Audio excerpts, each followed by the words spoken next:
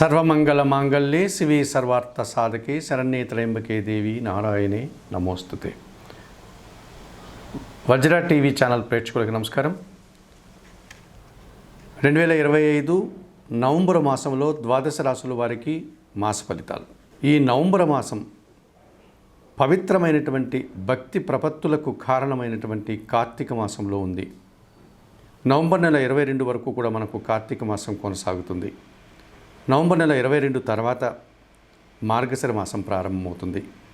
మార్గశిర మాసం కూడా మనకు దైవారాధనలకు దీక్షలకు అనుకూలమైనటువంటి మాసంగా చెప్పుకోవచ్చు.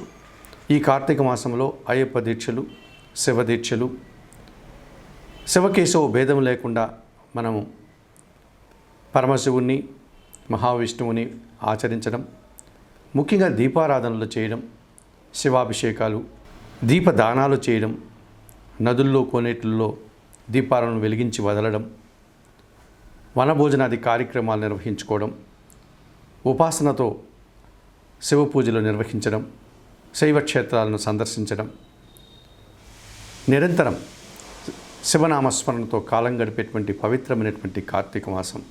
భక్తి సంబంధమైనటువంటి ప్రజలే కాకుండా సాధారణ ప్రజలు కూడా ఈ కార్తీక మాసంలో వారి యొక్క ఆహార పద్ధతులు మార్చుకొని శాకాహారానికి పరిమితం కావడం, సూర్యోదయానికి ముందుగానే వేకువజామున నిద్రలేసి స్నానాలు ఆచరించడం, నదీ స్నానాలు కానీ, కోనేటి స్నానాలు కానీ, సముద్ర స్నానాలు ఆచరించడం, నిరంతరం భక్తి భావనతో దీక్షా తత్పరులై ఈ మాసంలో కాలం గడుపుతూ ఉంటారు. అటువంటి ఈ పవిత్ర నవంబర్ మాసంలో మనకు గ్రహరాజు అయినటువంటి సూర్య భగవానుడు నీచస్థానాన్ని అనగా తులారాశిని వదిలిపెట్టి నవంబర్ 16వ తారీఖున వృశ్చిక రాశిలోనే ప్రవేశిస్తాడు. కుజగ్రహం తన స్వస్థానమైనటువంటి వృశ్చిక రాశిలోనే ఈ మాసమంతా కూడా సంచారాన్ని కొనసాగుతుంది. ఇక మిథున కన్యా రాశులకి అధిపతి అయినటువంటి ఈ బుధగ్రహము వృశ్చిక రాశిలోనే ఈ మాసమంతా కూడా తన సంచారాన్ని ముందుకు సాగుకుంటూ వెళ్తాడు. ఇక గురువు అతిచార రీత్యా మిథున రాశి నుంచి కర్కాటక రాశిలోనికి ప్రవేశించాడు. కర్కాటక రాశిలో ఆయన సంచారం కొనసాగుతుంది.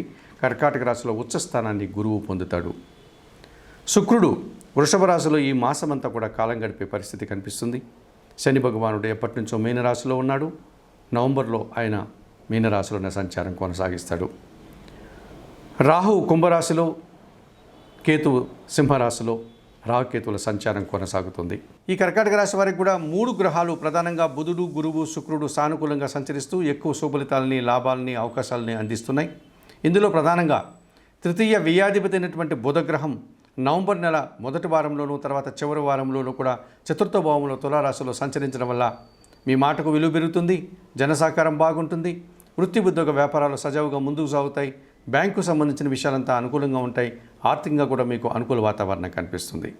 షష్టమ భాగ్యాధిపతి అయినటువంటి గురువు జన్మరాశిలో ఈ నెలంతా సంచరిస్తున్నాడు. కర్కాటక రాశిలో జన సంబంధాలు పెరుగుతాయి, పోటీ ప్రపంచంలో మీదైనటువంటి శైలిలో విజయాలని అందిపుచ్చుకుంటారు, నూతన ఉద్యోగాలు కానీ, ఉన్న ఉద్యోగంలో పదోన్నతులు కానీ అందుకోవడానికి అవకాశం ఉంది, ఆర్థికంగా కూడా అనుకూల వాతావరణం కనిపిస్తుంది.